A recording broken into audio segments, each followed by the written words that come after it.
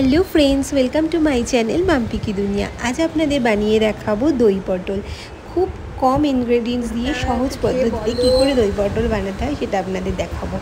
और खेतेও এটা এত টেস্টি হয়, একদম যে কোনো অনুষ্ঠান বাড়িকে ফিল করবে। মানে ঘরেই আপনি এত সুন্দর স্বাদিষ্ট দই পটল বানাতে পারবেন।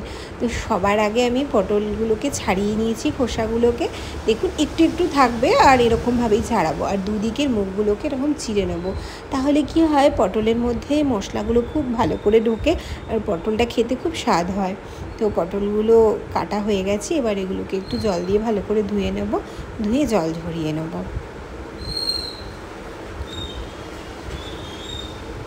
খুব তাড়াতাড়ি এটা রান্না হয়ে যায় আর খেতেও খুব ভালো হয়। একবার কিন্তু বানিয়ে অবশ্যই বাড়িতে দেখবেন।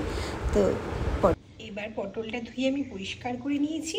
এর মধ্যে আমি একটু নুন দিয়ে দিলাম আর দিয়ে দিলাম একটু হলুদ গুঁড়ো, দিয়ে পটলটাকে মাখিয়ে নেব। তারপর তেলে এটাকে ভাজবো।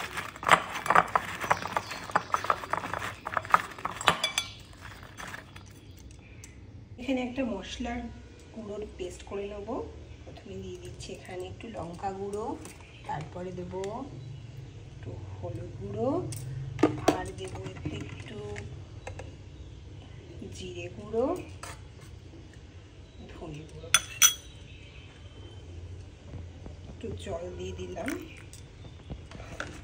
পেস্টটা এখানে রেডি করে রেখে দিই।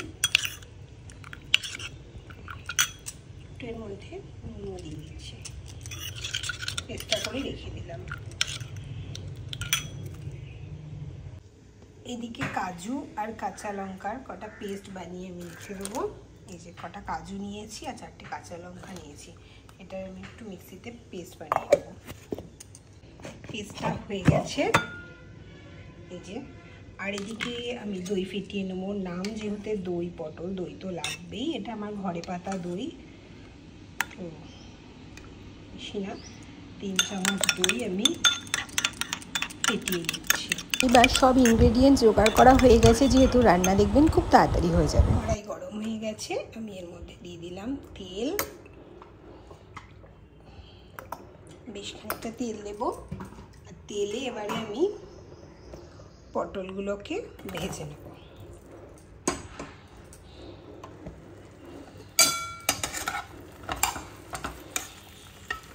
এগুলোকে খুব ভালো করে ভেজে নিতে হবে। তো আমার এখানে পটলগুলো ভাজা হয়ে গেছে, এবার আমি পটলগুলোকে তুলে নেব।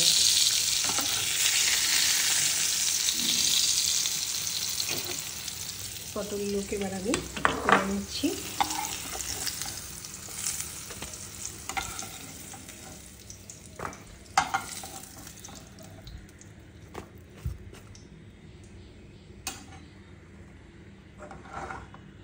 এবার এই যে তেল রয়েছে, এর মধ্যে আমি গোটা গরম মশলা মানে এলাচ, দারচিনি, লবঙ্গ, তেজপাতা ফোড়ন দিলাম।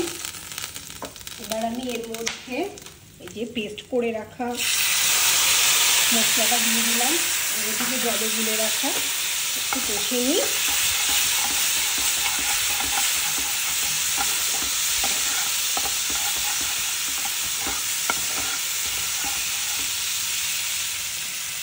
এবার আমি এর মধ্যে কাজু আর কাঁচা লঙ্কার পেস্টটাও দিয়ে দেবো,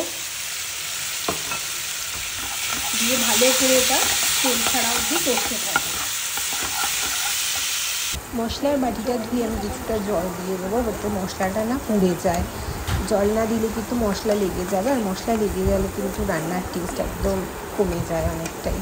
তো জল দিয়ে দিয়ে মশলাটা কষাতে থাকবো যতক্ষণ না তেল ছেড়ে আসে। দেখুন তেল ছেড়ে এসছে, তার মানে মশলা কষা হয়ে গেছে আমার।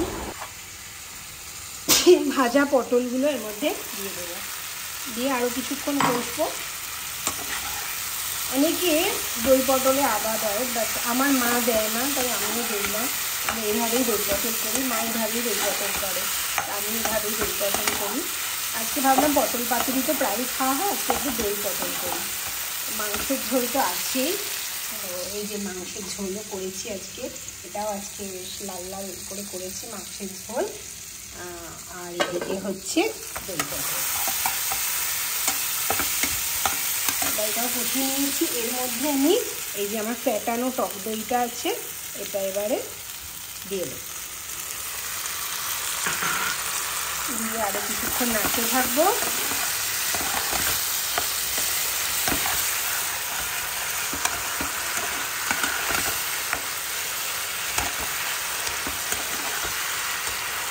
দইটা দিয়েও আমার কষা হয়ে গেছে। এবার আমি এর মধ্যে কিছুটা ধোয়া জল দিয়ে দেবো, দিয়ে এটাকে আমি ঢাকা দিয়ে কিছুক্ষণ রেখে দেবো।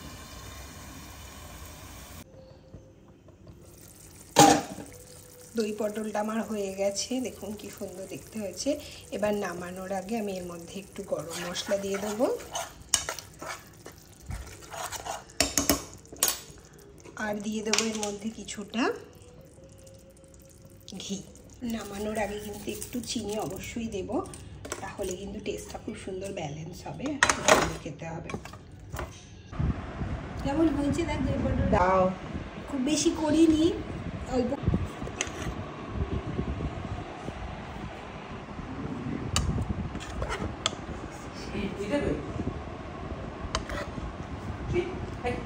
এটাও তো এর ভেতরেই থাকবে, এটাও পেতামটা ছেড়ে গেছে তখন এত বড় না চাবো এত বড় হয়ে গেছে পুরো মেঘেতে মুখটা লেগে গেছে তো বড়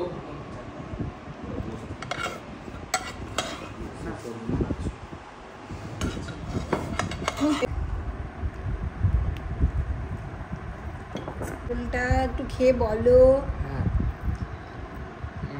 দারুণ।